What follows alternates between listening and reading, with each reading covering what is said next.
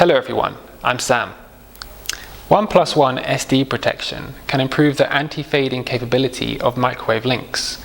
Today, let's learn the basic principles and system configurations of 1+1 SD protection.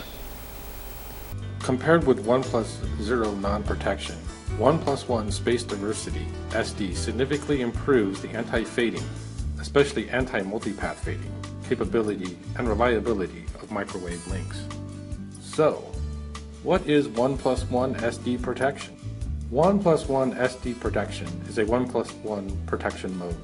1+1 SD uses two antennas at different heights to receive the same services. The receive end selects the channel with better quality service signals. 1+1 SD reduces the impact of transmission fading on signals. A microwave system with 1+1 SD protection consists of three ports: main channel, standby channel, and service access unit that receives and transmits services from and to the main and standby channel. In normal cases, the standby channel at the transmit end is muted. Services received by the service access unit are transmitted to the receive end over the main channel. The main and standby channels at the receive end receive the same services through two antennas. The standby channel transmits the received services to the main channel through a cascade port. The modem unit of the main channel compares the received microwave frames, selects the microwave frames received by the main channel directly from the transmit end, and extracts and transmits service signals to the service access unit. When the microwave signals received by the main antenna at the receive end degrade, the signals received by the standby antenna may not degrade due to SD results.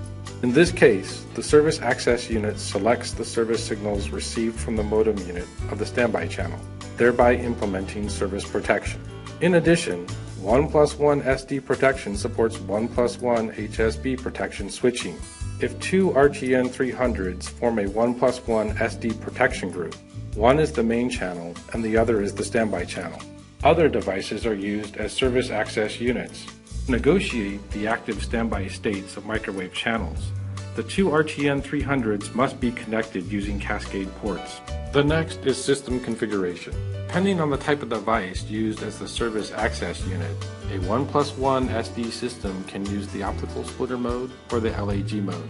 First, let's look at the optical splitter mode, in which optical splitters serve as service access units. In the example, one optical splitter, two RTN 300s, and two single polarized antennas form a 1+1 SD system. The optical splitter can send two channels of signals but receive only one channel at a time. To ensure that services are normally transmitted and received, the access port on the current standby RTN 300 is always disabled. When the main RTN 300 is the active one, its access port is enabled, but the access port on the standby RTN 300 is disabled.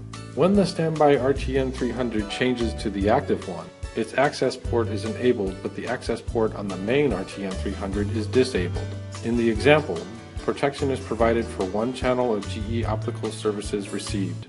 Protection can be provided for multiple channels of GE optical services by increasing the number of access links. To provide protection for multiple channels of GE optical services, an optical splitter must be configured for each channel of services.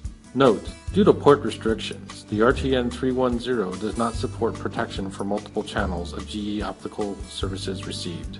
Now, let's look at the LAG mode, in which IDUs or customer devices supporting LACP serve as service access units. In the example, one IDU serving as the service access unit, two RTN 300s, and two single polarized antennas form a 1+1 SD system. The IDU forms lags with the main and standby RTN 300s so that the IDU always transmits services to or receives services from the current active RTN 300.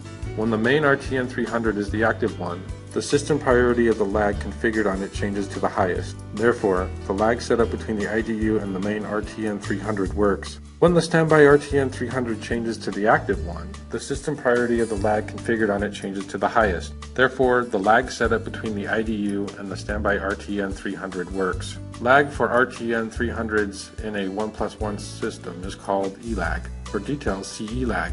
In the example, protection is provided for one channel of GE Optical Electrical Services received. Protection can be provided for multiple channels of GE Optical Electrical Services by increasing the number of access links. To provide protection for multiple channels of GE Optical Electrical Services, a lag must be set up for each channel of services, and lag status switching must be performed simultaneously depending on the main standby status of RTN 300s.